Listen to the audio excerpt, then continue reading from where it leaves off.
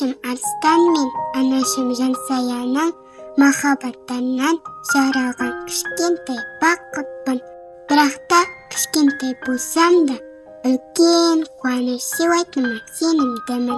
Әкем нағыз ер азамат болса да, жүрегінің өте жұмсақ екенін біліп қойдым. Ол мені алақанымен сипап, кішкентайым деп еркелеткенде бақытты күйге енемін.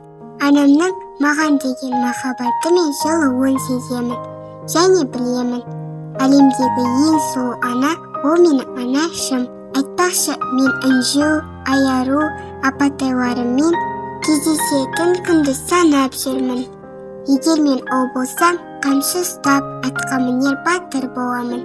Әкемнің қолғанаты болып, жанында жүретін боламын. Ал егер қыз болсам, мың бұралған биші боламын. Мен сіздерді қатты жақсы көремін. Сіздермен әлі көріспесем де, ең бақытты сәби мен болатыныма сенімдімін. Мені кім деп ойлайсыздар? Менің ұл немесе қыз екенімді анашым екеуміз ғана білеміз. Сәлеммен, болашақ.